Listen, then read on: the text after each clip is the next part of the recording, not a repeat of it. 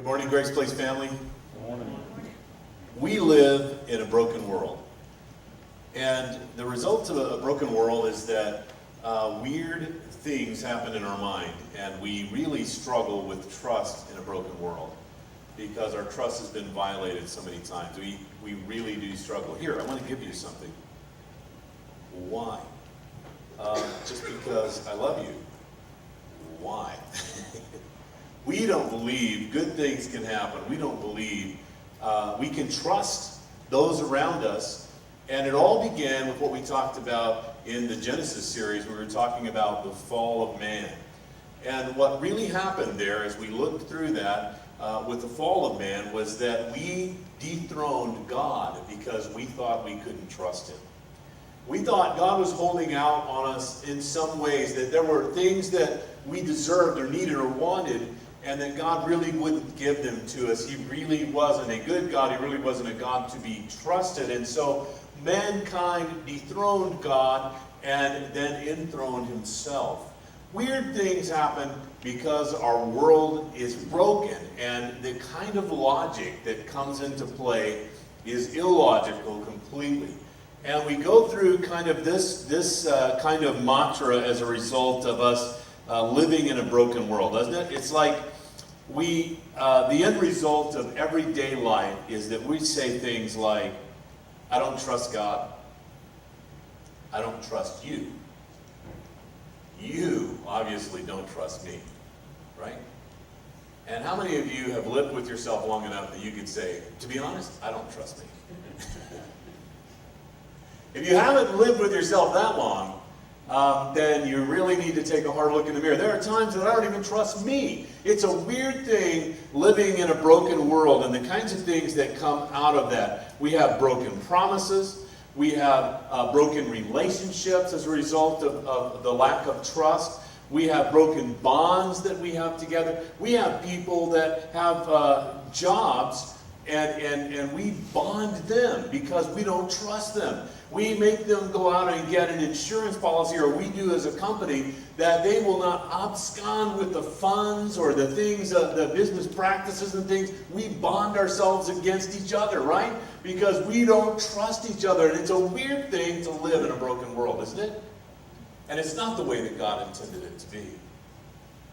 But every time that you and I, in relationship, we don't trust. Every time that you and I, we choose suspicion over trust, what happens is a relationship is broken or in jeopardy.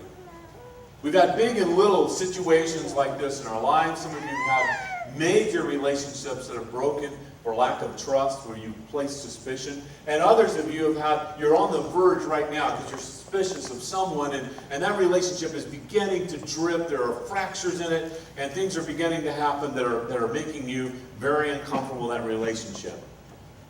At the Grace Place, what I want to challenge us to do going forward, and how I would love for us to live together, if we can begin this here, it will be so life-changing. And as we go through this message, I'm going to connect the dots and show you how life-changing it will be. But look at the person next to you. Just kind of take a moment and look around the room, because I'm about to tell you how I want us to live together. I want us to make a choice and a decision. I'm going to give you some time. Look around. Look at your friends and neighbors here. There's a few empty seats today. We had some call-outs for vacation and stuff like that. That's okay. Just see them where they usually sit, okay? I want to ask you to do two things going forward as a church. I want to ask you to give trust and to live trustworthy. To give trust and to be trustworthy. This morning's message, we're primarily going to focus on trust and talk about that. Next week, we're going to talk about living a trustworthy life. But I'm going to show you the power behind us giving this as a gift to each person. So just turn to your nearest neighbor right now and say, I'm going to give you trust, and I'm going to be trustworthy. And I know that was a stretch for some of you. And we're going to talk about why that was so hard in just a moment. But every day we need to be committed to giving trust, and every day we need to be committed to living trustworthy. Monday through Sunday, we need to be committed to giving trust, and Monday through Sunday, we need to be committed to living a trustworthy life. Now, often there are inexplicable gaps between what you expect and what someone actually delivers, right? Just kind of an inexplicable act between what you expect them to do and what they actually do, right? Those gaps between what we expect someone to do and what they actually do are going to get filled in by us. We're the ones that are going to choose what we put in the gap between what someone said they would do and what they actually did. You said you were going to be here at 9 o'clock. You came in at 10:10. What am I going to put in the gap? I trust that you have good reason. We'll talk about it later. Jump in, let's get busy, let's serve here, let's do what we're supposed to do, and we can talk about this later. Or you were goofing off again. You weren't paying attention to time. You jumped in the car late, got into traffic, and here you are. Why do I ever trust you in the first place? Why did I put myself out there? You know, I knew I was going to be doing all the work anyway. I would have arrived a full hour early if I knew you were going to be an hour late. That way I could have had more time to do the work that needed to be done. I just can't trust. See, we fill in the gap, don't we? Wherever there's a gap, you and I are going to be the ones, we choose what is going to go in the gap. You and I are going to get to choose what we place in those gaps. And so it's so important that we know how to live with each other and what God says about how we should fill that gap. Whenever there's a gap between what I expect and what you actually deliver, I get to choose, and I'm going to choose, and believe me, people are choosing every time there's a gap between what you said you were going to do and what actually happened, right? How many of you have been on that experiential side of somebody putting suspicion in the gap rather than trust in the gap, right? And it's not any fun to be on that side of things, is it? And before you even get a chance to deliver an excuse, they've made a judgment, right?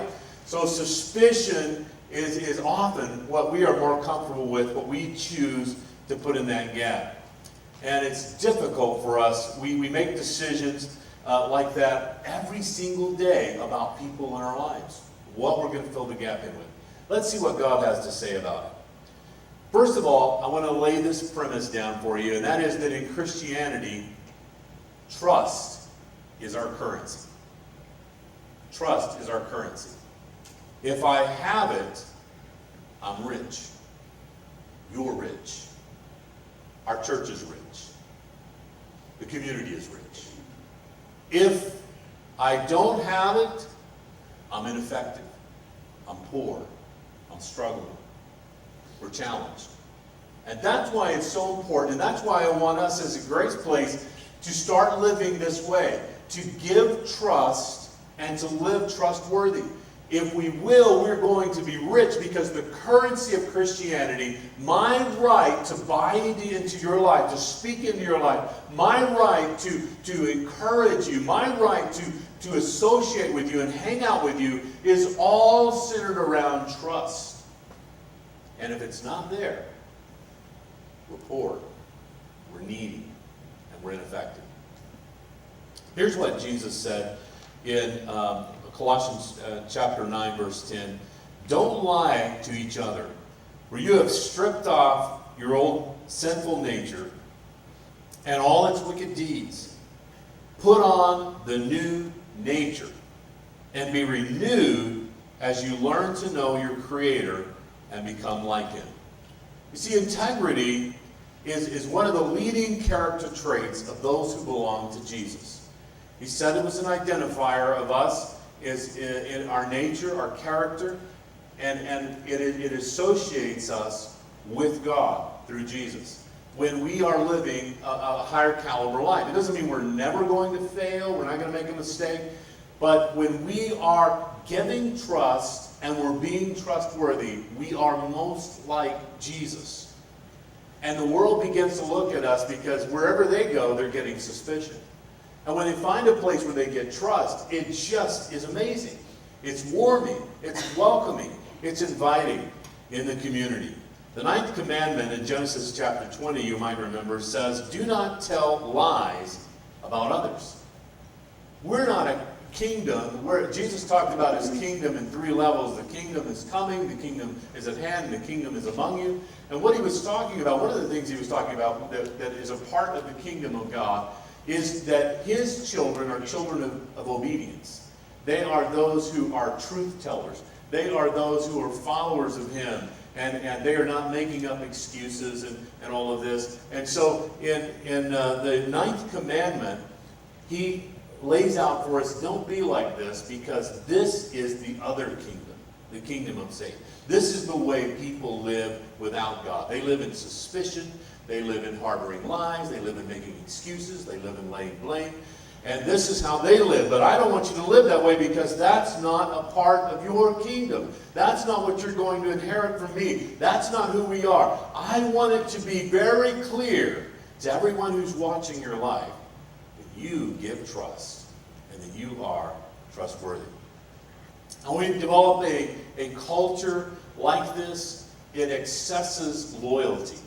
There's a tremendous loyalty from people who feel like that they are trusted in the group, that they have a place where people are trustworthy and they can deliver up their soul. We never come to a gathering here on a weekend where there's not one or more people in the building who need to just share something with someone. Just get it off their chest. Just get it out. I spent time just this past weekend with a young man who just needed to deliver up his soul and just talk about something that was difficult, that was ugly, that was harsh, and it was brutal in his life. And that's what people are doing. They're looking when they come in here. Who is it that is worthy of trust, that I might deliver this up and get it out of me and have someone else in the group to share, to pray, to encourage me, to give me some words of insight and some words of wisdom. We thrive in a culture of trust. Wherever there's trust, we thrive in that culture. Just think about this. If this was going on at work, you came in 15 minutes late, your boss doesn't have suspicion, but immediately put trust. They say, hey, I believe in time you're going to tell me what happened. Go ahead and get to your workstation. And we've been kind of manning the things until you got here. We trust you. We believe in you. Wouldn't all of you love to be in that kind of environment? Instead of, getting thrown into the bus immediately when you walk in the door, late again, I know you're just, you overslept and you didn't set your alarm. What do I have to do? Call you up every day, like 30 minutes before work starts and just tell you, hurry up and get in your car and drive over here? Do I have to go pick you up? What's wrong? How many of you would love to live in that kind of environment where it's trust rather than suspicion? Wouldn't that be great? We crumble in a culture where there's mistrust. Where there's mistrust, we crumble. Things really fall apart. Now, the Bible says, in Proverbs chapter 11, verse 13, a gossip betrays a confidence, but a trustworthy person keeps a secret. And I said a moment ago, there are so many times when we gather together that someone's looking for someone they can share. They can just unload. And I want all of us to be that someone. I want our church to be made up of everybody here is available to you to deliver up your soul, to say something that is on your heart and on your life that you need to share, you need to pour out to someone. Trust is the bond of relationship. And in the broken relationship that you can look at right now in your life, trust has been violated. And that's the key thing. The good news is that with God it can be repaired. Now, how many of you in the room today are married? All right? How many of you are hopeful? Okay. When you were married, many of you heard this passage of Scripture read at your wedding ceremony, or somewhere along the line, somebody shared this with you. 1 Corinthians chapter 13, verse 4. Love is patient. Love is kind. It does not envy. It does not boast. It is not proud. It does not dishonor others. It is not self-seeking. It is not easily angered. It keeps no record of wrongs. It's not keeping a list of the things that I filled in the gap a bunch of times with suspicion. And here's just one more time. This will be another one that I'm going to be writing down for you. And you're done now. It keeps no record of wrongs. It says, love does not delight in evil, but rejoices with truth. Verse 7 says, it always protects, always trusts, always hopes, always perseveres. The CEV version says, love is always supporting, loyal, hopeful, and trusting. Now, there are two things that influence our response. We're connecting the dots now as to why we're struggling to trust each other. There are two things that affect how we see everyone else and what's going on. And the first one is, what happened to us? Who am I? Who am I based upon who touched my life, who violated trust in my life, the kinds of things that happened that have touched my heart, my mind, and have made indelible impressions on me. So who I am really reflects how we're going to respond to people when there's a difference between what they say they'll do and what they actually did. We're going to fill in the gap. Now, my brother and I, we grew up pastors' kids. And, we didn't, we were not real good at remembering everybody's name. And we were, during our formidable growing up years, my dad pastored 3 different churches. One in Gilbert, Arizona, one in Miami, Arizona, and then the last one in Clifton, Arizona. And so what my brother and I, we kind of adapted this little code where we learned people's personalities, who they were and stuff like that. And once we kind of learned their name, we associated the personality. So when we left Gilbert and we went to Miami, we met a guy there and we said, that's Brother Clarence. That's, remember Brother Clarence from Gilbert? That's him. And that's how we identified people by their personalities. And that's Sister Riggs right there. That lady is like that. And that's how we kind of identified. And so we would go along until we learned the names of the next people. We were thinking about them by the names of the last people because we recognized certain personality traits, people and how they acted. And there would be people that, were very loving and kind and giving and they were easily trusting. And then there were other people that were, they held back and they harbored inside and they were always like pushing you back at a distance, not trusting and they were suspicious of even language, the things that you would say. How are you this morning? Why do you ask?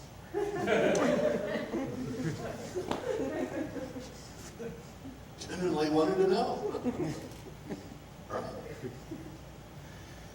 We have been wounded deeply. We've been hurt deeply throughout our life. So who we are affects tremendously what we do when there's a gap between what someone actually says they'll do and what they've done. Well, we're going to fill that gap. I know somebody like you. I know the kind of person you are. And I've already filled in the gap. You don't have to worry about it. So who we are has a powerful impact on what we're going to put in the gap. The next one is what we see. Okay, so I see that you're a lot of times coming late. So I'm drawing a decision. I don't know the whole story, do I? When I saw you come in at 10:10 rather than 9 o'clock, I did not see you with a flat tire on the freeway, right? I did not see you having to run an errand inexplicably of someone that demanded that you help them out and you had to go all the way across town and that's what made you late. I don't see any of that. What I saw was you came in late, right? That's what I saw. So what I see has a powerful impact. I see you making mistakes and I see you trying to cover them up. And so I've drawn a picture of you. I kind of starting to fill in the gaps. I see you making excuses from time to time. And so that's what I see. And so that affects. So who I am and what I see has a powerful impact on how I'm going to, whether I'm going to offer trust or I'm going to offer suspicion, right? The Bible teaches us that we are to put trust in the gap. That's the way we're supposed to live. Pastor, they don't really deserve trust. I don't either. Hello? but the Bible says we're supposed to give it. You think about when we talked about Adam and Eve walking through the garden, don't you think God knew they were going to go reach for that tree? You know, if that was you and I, we would have jumped down from heaven and said, stop it! Don't even touch it. Well, how many times do I have to tell you? See, I knew I couldn't trust you. But God let them reach. God let them grab. God let them eat. And God let them face the consequences of freedom of choice. People are going to make the wrong choices and the wrong decisions. You and I have made the wrong choices and the wrong decisions. But I'm going to trust. Now, here's 3 commitments that I'm making to you as a pastor and as a leader, and I want you to make them to each other. Okay? The first one is, whenever there's a gap between what you do and what I expect you to do, I'm going to choose to trust you. I choose to trust you. It's a gap between what you said you would do and what you actually do. You said you were going to bring 3, you only brought 1. I trust you. I trust there's really good reason behind this, and in time you're going to talk to me about it, we're going to go through it. All right? The second commitment that I'm going to make to you is whenever others are filling the gap with suspicion, man, this happens. Oh man, growing up in the church, you know, you could just be walking down the hallway and you could hear people rumbling about someone who failed. Somebody who said they would do something and they actually did something else. And people are filling in the gap. You know, I think they're having trouble in their marriage, and it's just, you know, and I don't know, they're just not, I don't think they're going to work out. This situation, this problem is probably not. You can hear the little rumblings, but that's not how I want us to live together. I want us to live together where we put trust there. And so my second commitment to you is that whenever there's a gap between what you said you would do and what you actually did, and people begin to respond and fill that gap with suspicion, I'm going to be your defender. I'm going to put on a Superman cape, and I'm going to come right in the middle of the group, and I'm going to come to your defense. That's my commitment to you. I'm going to come to your defense. And I'm going to explain what we talked about a moment ago. Who we are shapes what we're going to put in the gap, and what you've seen may have shaped what you're going to put in the gap, but what we choose to put in the gap and what I choose to put in the gap is trust. All right? The third commitment that I'm going to make to you is that if what I see from you begins to erode my trust in some way, then my commitment is I'm going to go directly to you, not to the friends of you, not to the wife or the husband of you, not to the kids of you, but to you. And I'm going to say, hey, I want to talk to you about some things that have been happening that I've seen. You know, what's going on? How can I help you? How can I encourage you? How can we walk together? And I want you to make those same 3 commitments to each other. I want you to say that whenever there's a gap, I'm going to put trust there. Whenever I hear anyone else maybe putting suspicion, I'm going to jump in with my Superman cape, and I'm going to help us all put trust in that gap. And third, if trust is really eroding because of a succession of things that are happening, I'm going to go directly to you. I'm going to talk to you. Right? Is that biblical? It is, isn't it? The Bible says if somebody offends you, you should go tell 3 other people. Right? And those 3 people should tell 3 people. So,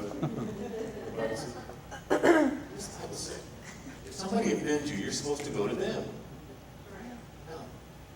You know, I've gotten as a pastor, now it's emails, but I used to get letters, you know, long letters, you know, people, I'm so offended, you know, this person and that person. And I always like, if I get a chance to talk to them, because sometimes it's snipers, you know, it's like, they're shooting from behind rocks and trees, they don't want to be seen. So you get the letter, and they've moved, you know. You can't go to their house. They're hiding, right? They don't really want to be seen. They don't want to talk about it. But in some occasions, people do want to talk about it. And so I've met with people and said, did you go to that person and talk to them? I'm sure it's going to be a real big surprise to them if you are so wounded. Because I know them. And I know them personally, and I know they would be deeply wounded to think that they have hurt you so bad. I'll bet you guys could work this thing out in like 6 seconds if you talk to them. But talking to everybody else first, is not the way to go, right? Now, let me ask you a few questions. We're getting ready to wrap this up. First question. If this became the culture of our church, and we lived this way, where we filled the gap with trust, and we were trustworthy people, how many of you believe that it would be easy to make a long-term commitment to this church? Forever. Like, wow, I love it. Second question. If this became the kind of commitment that we made in our marriages, do you believe it would strengthen the marriage or weaken the marriage? It's going to strengthen the marriage, isn't it? Finally, if we practice this wherever we serve, in whatever groups that we serve in at the church, we practice these things that we've talked about today, to trust and to be trustworthy, would we be the hero or the goat? It's easy, isn't it? We would be the hero. I am drawn to people who choose to trust me, who don't have to immediately know the answer, but they choose to trust me. And when we get a chance, we get aside and say, let me explain to you what happened. And I'm really sorry. I want to take responsibility if I failed to produce what I promised I would produce. I overcommitted. I couldn't do that much this week. And so, I got caught up in the minutia of the week, and I did not give enough time to this area. I should not have committed to that piece of the pie. And I'm sorry I didn't come to the table with everything. 1 Corinthians 13:7, remember, said, it always protects, love, always trusts, always hopes. I'm asking our worship team to come, and as they do, reminding us that from this point forward, this is a day that will live in infamy, where we at the Grace Place are choosing to trust and to be trustworthy. Next week, we're going to lean into what that means, how to be trustworthy. This week, a lot about trust. So how do we get started? Trust begins with honesty with ourselves. I think we have to start with that who we see, who we are. And we have to admit, man, I've been hurt. I've been wounded. And I can't let that be the pattern of my life going forward. There are a lot of good relationships that I'm missing out on because I was wounded in the past and I won't let them happen. I won't open my life to it. So the first commitment has to be I'm going to open myself to that. Trust began, to be violated in our world broken when man dethroned God. And we begin by saying, God, I trust you. I trust the people you put around my life. And I'm going to allow myself to be open to the things that you want to accomplish. And I want to tell you right now that you are going to get hurt again. Okay? I'm just going to preemptively say that. In our Discover Grace Place class, we do this diagram where we show the picture of people coming to church and what happens on your journey. Some people come because they just moved into town. Some people come because the last church something happened there that broke up. Maybe it split up and went different directions and they needed to move on. Or, maybe they came because, it's some crisis at home and they said, man, we got to start going to church again. We haven't been going for a while. Maybe it's the first time. People just said, hey, I just need to get going. I need to see what's going on in my spiritual life. I'm okay with my physical life. And so we show them this little diagram. It's kind of a big circle. And we say, so there you go. You connect. And what happens is you get on your honeymoon. And it's like, man, church is wonderful. Pastor's great, worship team is awesome. Everything's cool. I got a free coffee mug. It's awesome. I love the Grace Place. It's really cool. There's some great people there. And on your honeymoon, everything's going along fine, but at some point you're going to hit a bump in the road.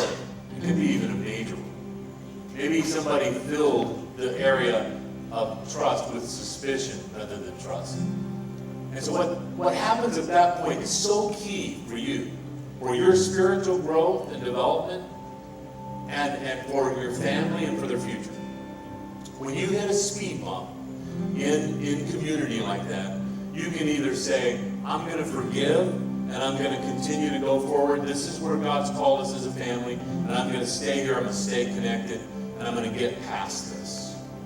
I'm going to work with people. I'm going to talk to people that maybe hurt me or whatever, and I'm going to work through the situation, and that's going to grow me up in Christ. I'm going to become more mature in Jesus. Or you can choose to drop out. The statistics tell us that a person drops out of a church, it's usually 3 months before they reconnect. And get this, when they reconnect, they get a different coffee mug, right? They love the pastor and the worship team. You get the honeymoon again, right? But guess what else you get? The speed bump. Somewhere along the line, it'll happen there. And so God says, there's a lot of great churches in the area. God says, why don't you just heal up things here? Because this is where I brought you. Let's just go forward. Let's trust. Let's be trustworthy with one another. This morning, I want to deal with, in the altar time, broken relationships that were violated by broken trust. And I know that there are people in this room, and I was praying in advance this week, who have relationships in your life that have been broken that you want God to repair. You don't even know where to start, you know? And it could have been lifelong friendships. It could be a big thing, you know, where it was a lifelong friendship and the trust violation, and now it's broken and the relationship is separated. And it could be one that's just beginning to erode. It could be a marriage, it could be a close friendship, it could be a family relationship of some kind. And it grieves you inside when you think about how this relationship is eroding. But you can't even think through, how do I heal this thing? Because when the gap came, you filled it with suspicion and you don't know how to restart the clock on it. God says you can pull out suspicion and put in trust. You can communicate face to face, not Facebook to Facebook, right? And restore broken relationships. And that's what we're going to pray about in a moment. The worship team's going to sing. I want to invite our prayer team to come forward. We're going to stand here. And if you want us to agree with you about broken relationship in your life, one or more, we're here to do that this morning. That's what we want to zero in on.